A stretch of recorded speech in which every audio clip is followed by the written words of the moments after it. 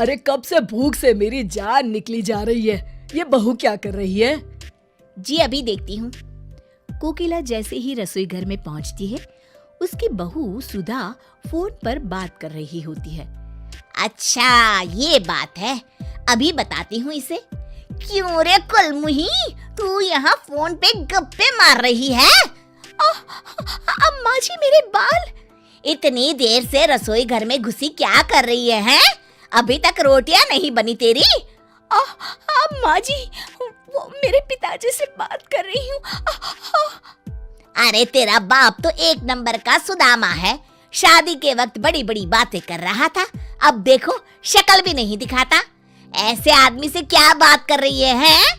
मैं कहती हूँ रख फोन और जल्दी से खाना बनाकर हॉल में ले आ, वरना तू तो मुझे अच्छी तरह जानती है ना?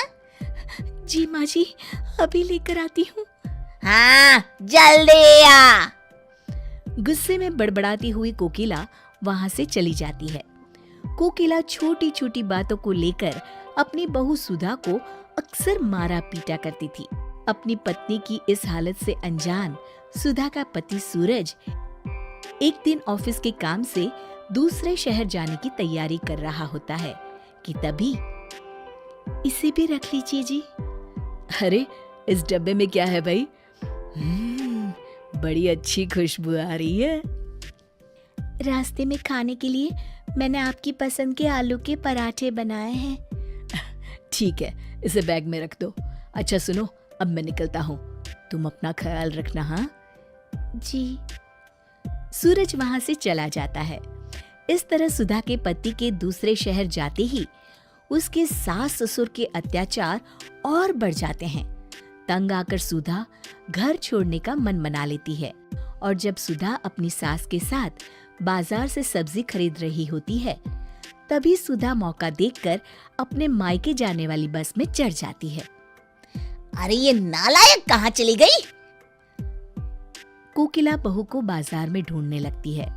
तभी उसकी नजर रीटा पर पड़ती है, जो एक चोरनी होती है और उसकी शक्ल हूबहू सुधा से मिलती है। अरे करमजली, तू यहाँ क्या कर रही है? कब से ढूंढ रही हूँ तुझे। भगवान तेरी जैसी बहू किसी को ना दे। पूरा बाजार घूम घूम के मेरी हालत खराब हो गई। और ये अचानक तूने ये अजीबोगरीब कपड़े कहाँ से पहन लिए? अब सीधी तरह घर चल, बहुत देर हो गई है। अरे ये बेवकूफ मुझे अपनी बहू समझ रही है। अच्छा है, बुढ़िया पैसे वाली दिखाई देती है। इसके घर तो चोरी करने में मजा आ जाएगा। रीटा कोकिला के साथ उसके घर चली जाती है। अगली सुबह, अरे ओ मेरी निकम्मी बहू, सुबह के 10 बज चुके हैं और तू अभी तक अपने कमरे में आराम फरमा रही है। लगता है जब तक 2-4 तुझे पड़ती नहीं ना, तेरी अकल ठिकाने नहीं आती। चलो उठ अब जल्दी और मेरे लिए नाश्ता बना कर ले आ। अच्छा तो ये बात है। इसका मतलब है कि इसकी बहू इससे तंग आकर घर छोड़कर चली गई है। ये तो एक नंबर की चांडाल सास है। इसे तो सबक सिखाना पड़ेगा।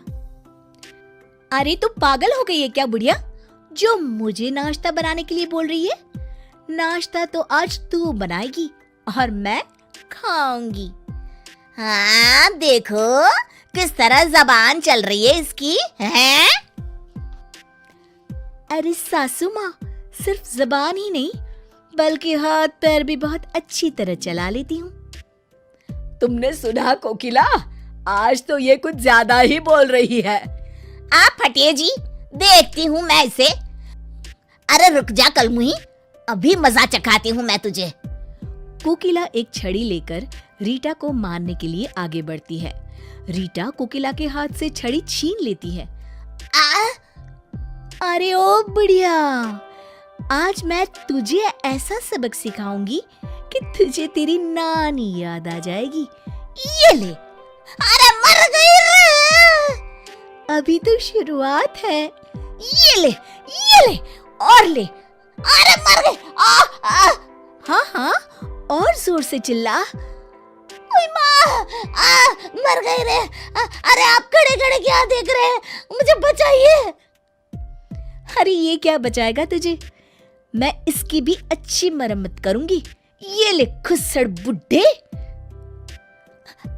मर गया रे। क्यों, मजा आ रहा है ना?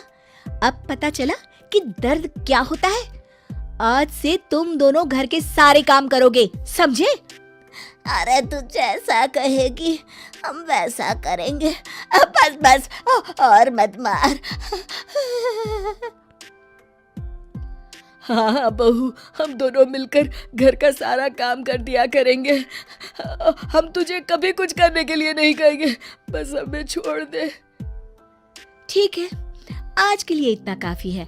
अब मैं अपने कमरे में आराम करने जा रही हूँ।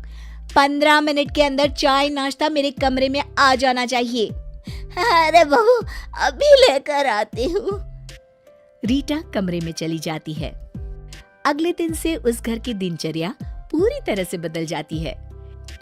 रीटा सुधा के सास ससुर से घर के सारे काम करवाती और खुद मजे से आराम करती। अरे बुढ़ापे में मुझे क्या क्या करना पड़ रहा है। कोकिला, अगर हम बहू को इतना नहीं सताते तो आज हमें ये दिन नहीं देखना पड़ता। आप बिल्कुल सही कहते हैं जी। तभी वहां रीटा आ जाती है। सुधा के सास ससुर रीटा के पैर पकड़ लेते हैं। अरे बहू, हमें माफ कर दे। हमें हमारी गलती का एहसास हो गया है। भगवान के लिए अब हम पर अत्याचार मत कर। हाँ हाँ बहू, हमें माफ कर दे। तू तो हमारी बेटी समान है। अरे अगर माफी मांगनी है तो अपनी बहू से जाकर मांगो, जो तुम दोनों के अत्याचार से तंग आकर अपने मायके चली गई है।